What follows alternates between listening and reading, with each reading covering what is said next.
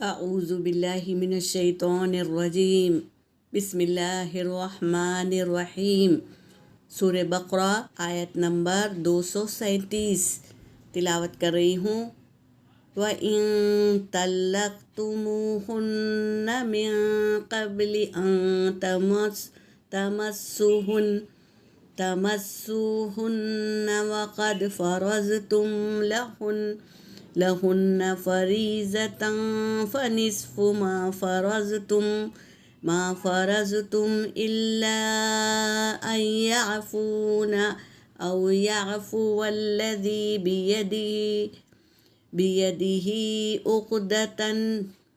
عقدة النكاح وأن تعفوا أقرب للتقوى ولا تنسوا الفضل بينكم ان اللہ بما تعملون بصیر۔ صدق اللہ العلی العظیم۔ ترجمہ کر رہی ہوں۔ اور کا مطلب ہے اور، ان کا مطلب ہے اگر۔ اور اگر طلقتموہن، تم طلاق دیتے ہو، ہن ان عورتوں کو، من قبلی یعنی تمسہن، ان تمسہن من قبلی، یہ کہ تم چھونے سے پہلے، ان کو چھونے سے پہلے تم طلاق دیتے ہو، وقد اور تحقیق کے فرض تم نے طے کر لیا ہے، لہن ان کے لیے، فریضہ مہر، فنصف پس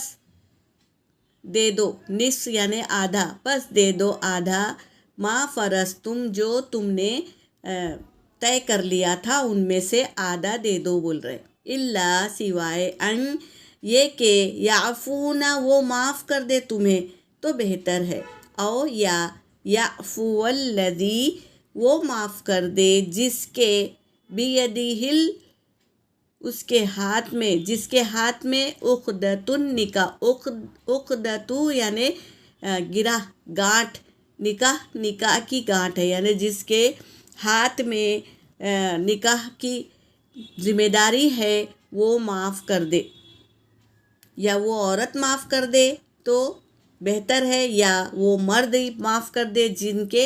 ہاتھ میں نکاح کی گانٹھ ہے یا گرہ ہے، ذمہ داری ہے۔ وَأَن تَعْفُوا اور یہ کہ تعفو تم معاف کر دو انہیں، اقربو قریب، یہ قریب کی عربی ہے، اقربو زیادہ قریب ہے، للتقوی تقوی کے، تقوی یعنی اللہ سے ڈرنا